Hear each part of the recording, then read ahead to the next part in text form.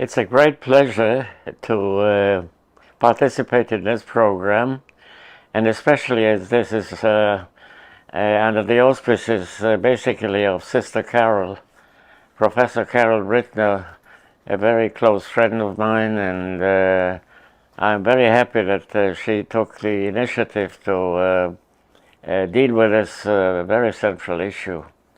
Now, of course, the difference between the situation of the women in the Holocaust and other cases of genocide and mass destruction is that in the case of the Holocaust, the purpose of the Nazis was to annihilate everyone, men or women, men and women. And in fact, the cruelty and the mass murder against women was an essential part of the Nazi program. Any kind of consideration of the female body and the family structure of the Jews was unimportant to them. They just killed everyone they could. Now, the reaction of the Jewish women was determined by the fact that at the beginning of the persecution and in its progress, the concentration of the Germans was first of all to force the Jewish males into mass labor and forced labor. And then the first mass killings concentrated not only on women, not only on men, but mainly on men. And that left the Jewish women in a new situation where the provider of the family or the man in the house had disappeared, and they had to take care of everything. And they reacted in a very interesting way. The heroines, Jewish heroines in the Holocaust were to a certain extent concentrated on female figures. This started with people like Marie Smolka, for instance, in Prague, who concentrated family support for persecuted Jews. You can find a similar situation in Paris and France, and of course, a central figure in this whole situation was that of Gizzi Fleischmann in Bratislava, who not only tried to help Slovak Jews, but tried to concentrate an effort to help persecuted Jews everywhere in Europe.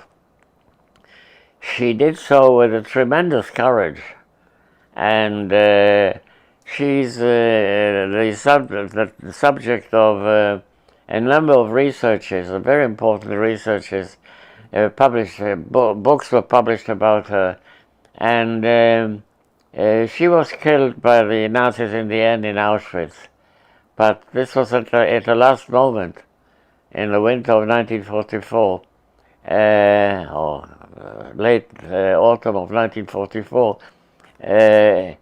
Until that time, she did whatever she could to rescue groups of Jews and to try to contact the free world, first of all Switzerland, but not only Switzerland, through Switzerland, the United States, to get help from Jewish organizations. So Gizzi Fleischmann is a central figure in this whole story. But there were ordinary Jewish women who, when the disappearance of the men in the family became a fact, they did whatever they could to concentrate on the help and the rescue of their children. In the end, this was not successful, of course. The Nazis killed everyone they could. But there were attempts by Jewish women to help children, to rescue children. To a certain extent, the non-Jews who help Jews, the so-called righteous Gentiles, but that's the wrong term. The people who helped, especially in Poland, concentrated on rescuing children, and therefore and these were women, Polish women, and through their help, quite a number of children were rescued. That's one point. Another point is that of a whole group of nuns, Catholic nuns, associated with the Benedictine order. This is not only true of Vilna, but mainly there, where a abbess of a nunnery, Catholic nunnery, was the one who actually smuggled the first weapons to the Jews in the Vilna ghetto. So there was a certain amount of contact. Also, there is the very interesting phenomenon of a group of Polish scouts, Hacery in Polish, who decided to help Jews. These are Catholic scouts. Their contact was with the underground movement of Hashomer HaTzayir, which is atheistic and socialistic and so on. This is a very interesting contact, very unusual. And these were contacts because many of them has survived, carried on after the war as well. So there are different aspects of the participation of women in both as victims and also as resistors. Now, of course, mainly the victims, because the story of the Holocaust is not a story of the rebellion and the rescue. The story of the Holocaust is one of murder, one of mass murder. And when you deal with a mass murder at the hands of the Germans, there was no difference, of course, between men and women there.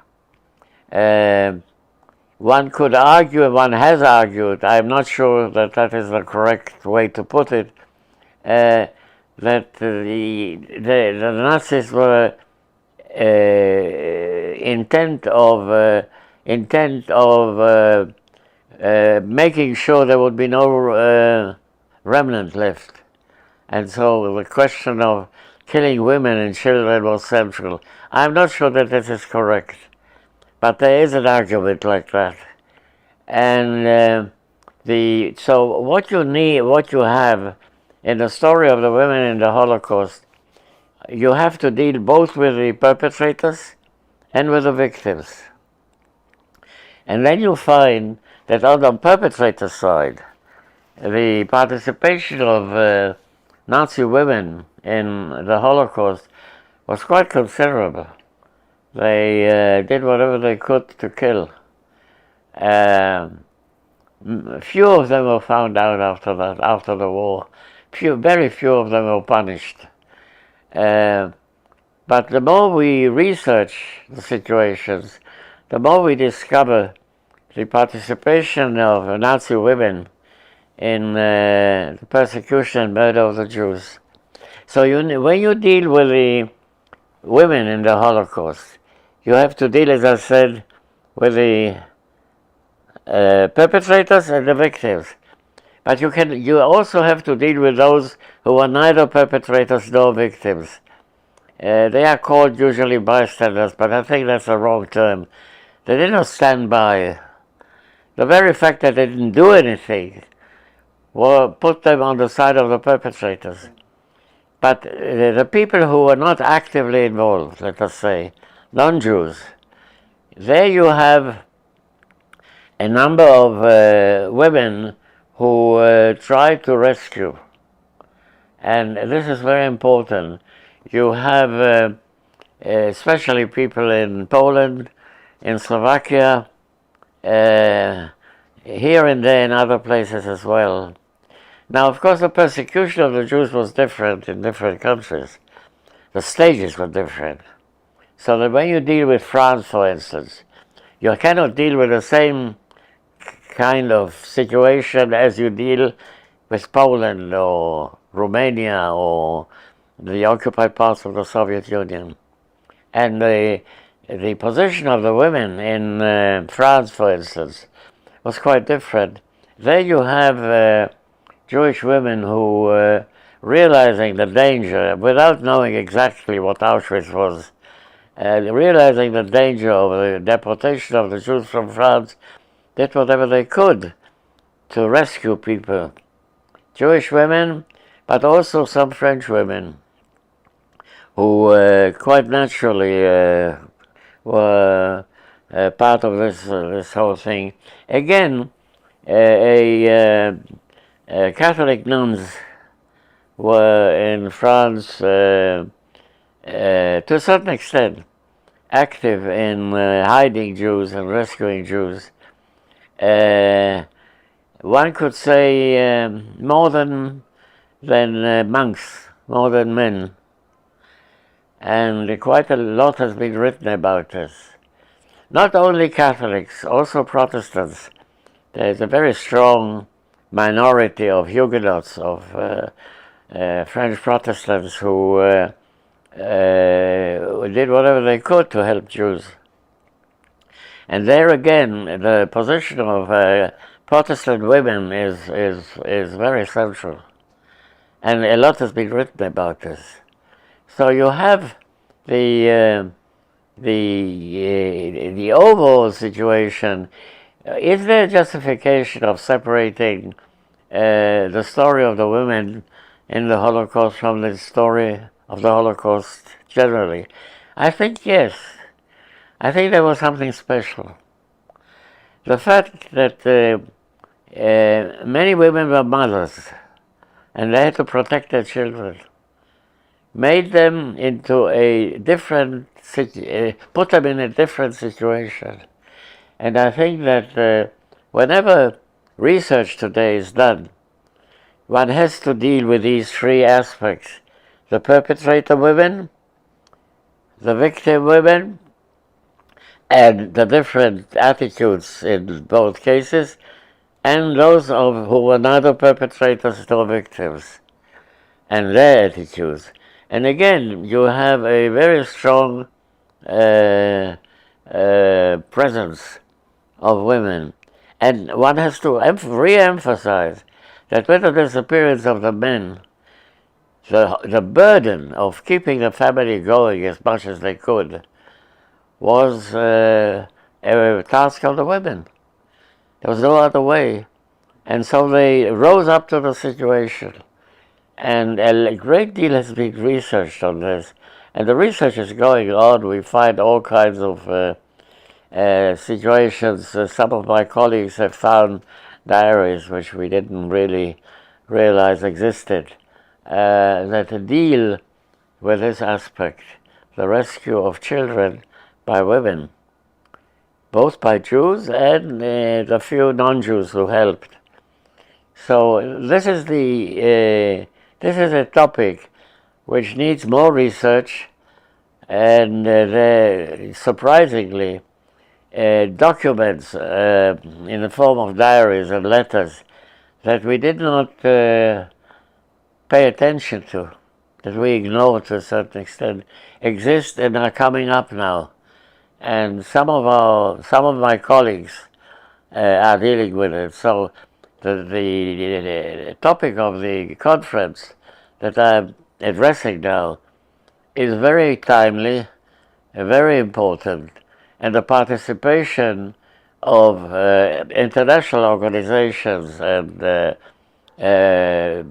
Jews and non-Jews alike in this story is of tremendous humanistic and worldwide value. Thank you very much.